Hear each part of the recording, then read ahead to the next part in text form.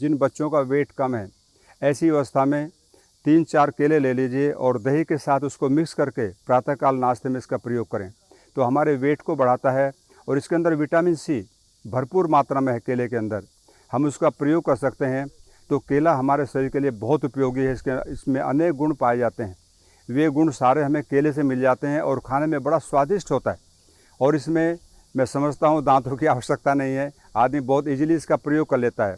तो केला फलों का अपने आप में एक बहुत अच्छा फल माना जाता है फलों के अंदर, तो उसका हम प्रयोग कर सकते हैं। दूसरा, मैं आसाम में कई बार गया, आसाम में मैंने जाकर देखा वहाँ पर बहुत वैरायटी है केले की।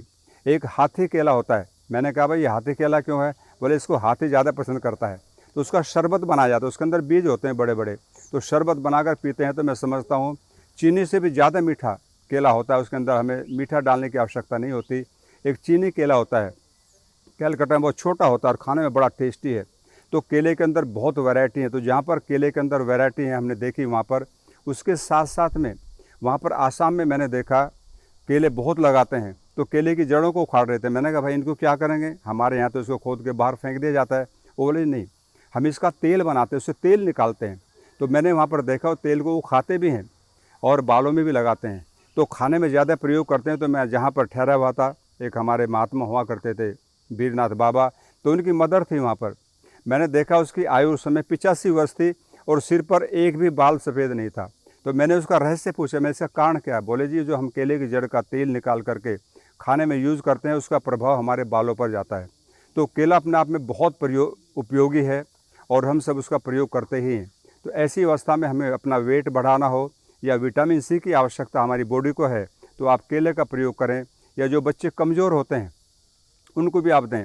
और आयुर्वेद में एक रोग होता है भस्मक रोग। भस्मक का अर्थ है आप जितना भी खाएंगे आपका डाइजेस्ट हो जाएगा।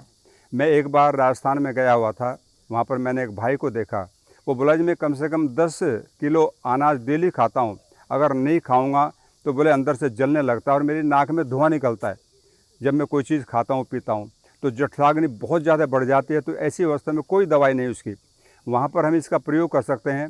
इसका 2 केले ले लीजिए आप और उसमें 2-3 चम्मच घी डाल के उसको मिक्स करें बढ़िया तरीके से और सुबह सुबह नाश्ते में उसका प्रयोग करें, तो हमारी जठराग्नि मंद हो जाती है। जो बढ़ा हुआ हमारा रोग था भस्मक रोग, हम उसको शांत कर सकते हैं। हमारा जहाँ आश्रम है, मेरे पास में एक युवा व्यक्ति आया और कहने लगा जी मेरी जठराग्नि बहुत बढ़ी हुई है, मैं इसमें क्या करूं?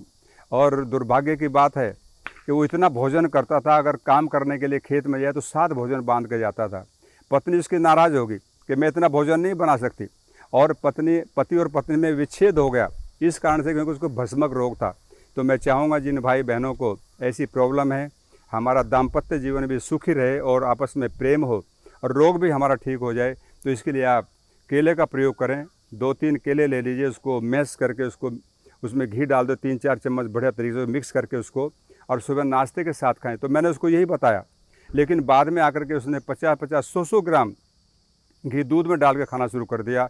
आज वो इतना हेल्दी है, कहता है जी मैं कभी जवानी में भी ऐसा नहीं था, आज जो मैं हूँ, क्योंकि जठराग्नि बिल्कुल बढ़िया फर्स्ट क्लास स्वस्थ हो गई और उसकी शादी भी दोबारा हो गई, वो बड़े सुख से रहता। तो मैं चाहूँगा जिन भाई बहनों में कोई प्रॉब्लम हो तो इसका प्रयोग करें, तो उससे आपको लाभ मिलेगा। तो जहाँ केला हमारे लिए स्वास्थ्यवर्धक है, वहीं पर हमारी आयु को भी बढ़ाता है, हमें हेल्थ भी देता है, बच्चों का वेट भी बढ़ाता है, और हर अवस्था में केला हमारे लिए उपयोगी है। तो मैं चाहूँगा जो भाई बहन इन रोगों से ग्रस्त हैं वे इसका प्रयोग करें और वो हेल्दी और स्वस्थ